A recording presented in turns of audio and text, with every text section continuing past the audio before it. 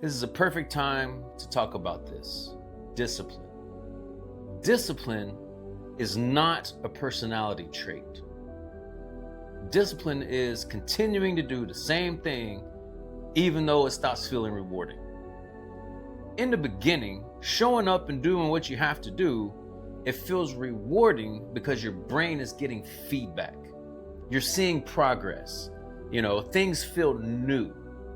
And every time that you follow through, it reinforces the sense that change is actually happening.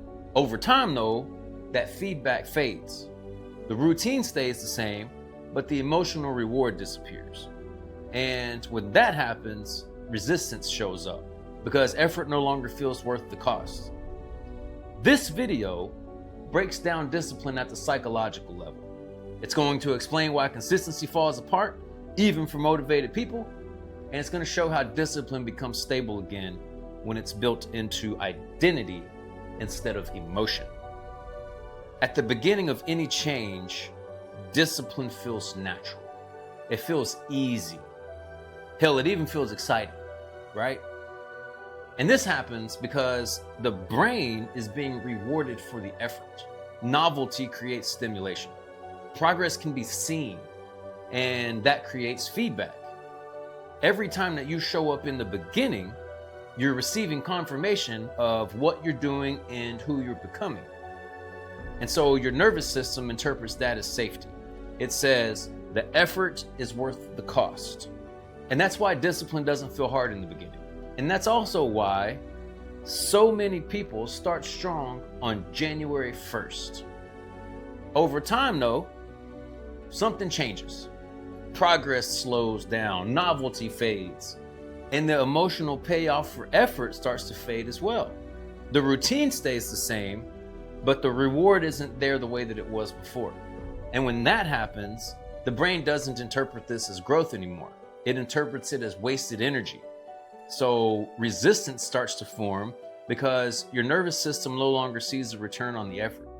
And this is where willpower enters the picture.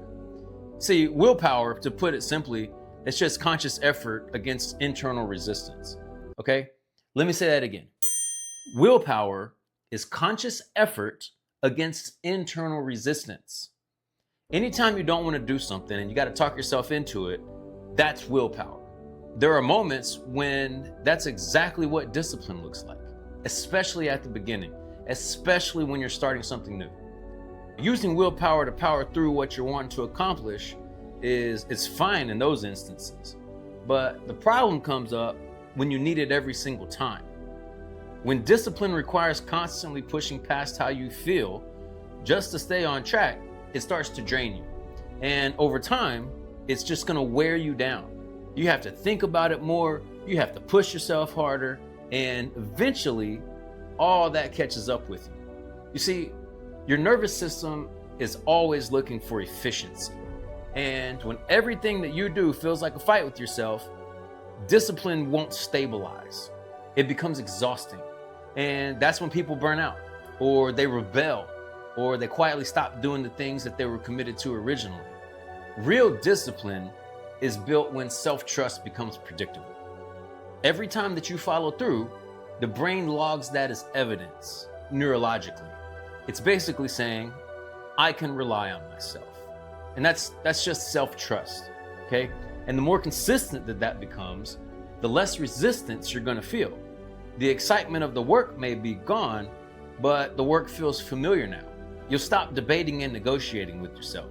And showing up and doing the work, it just starts to feel normal.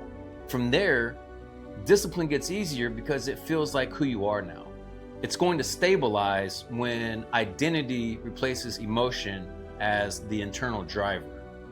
This is also where a lot of people get discipline wrong. See, they confuse discipline with rigidity. But rigid discipline, it just looks strong on the outside. It's that strict, that stop being a little bitch and do the work. That's the discipline that you see pushed all over social media. It's extreme, it leaves no room for flexibility, but internally, rigidity usually means pressure.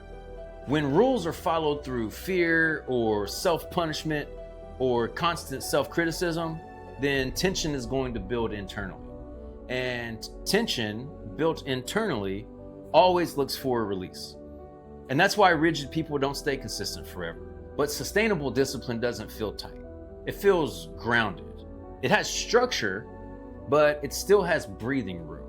Now, before discipline becomes sustainable, most of us go through the same cycle. We start strong, we feel consistent, and then somewhere along the way, it starts slipping. So we then look back and say, we lost discipline. And it sucks because the desire to change is still there. Discipline didn't disappear. The internal support for it faded. Let me explain what I mean. The reward for discipline disappeared. It got boring, it got redundant, then the resistance increased, and then willpower became the only thing that's holding it together. Over time, that created friction, exhaustion, and ultimately avoidance, because showing up started to feel more difficult than it used to. Rebuilding discipline doesn't start with intensity. It starts with restoring trust with ourselves. So when consistency breaks, the real damage isn't the missed workouts or the skipped routines. It's the loss of self-trust, okay?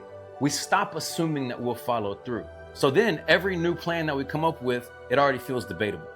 And even small commitments start to feel like effort. And that's why trying to start with these big routines usually fails, because they ask you to trust yourself more than you currently do. So rebuilding discipline, that's got to start where follow through is almost guaranteed. 1 or 2 just very simple commitments, just small enough that you won't negotiate them, small enough that you keep doing them even on the low energy days. You know, that might be taking a short walk, making your bed, reading a single page out of a book. Now, none of that is impressive by itself. And that's the point. Because every time that you follow through, again, your brain logs that as evidence. I did what I said I would do. And that evidence, it reduces hesitation. It lowers resistance. And it makes the next action easier to repeat. Discipline doesn't return all at once. It returns through repetition. And as self-trust stabilizes, consistency stops feeling forced, and it actually starts feeling familiar. Now, if any of this is landing for you so far, you can probably see where discipline actually broke down for you.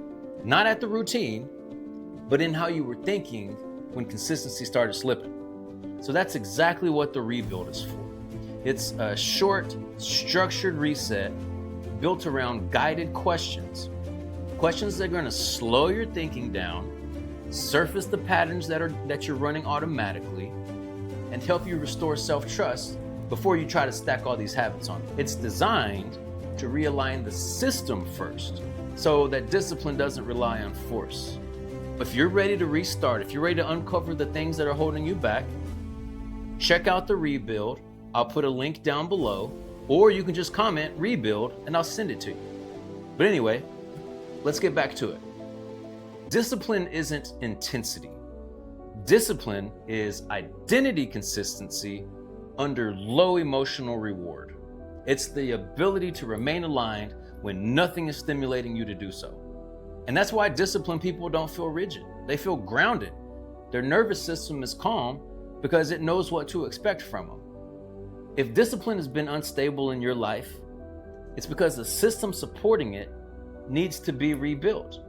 When self-trust becomes reliable, discipline becomes natural, and consistency stops feeling like pressure and starts feeling like alignment.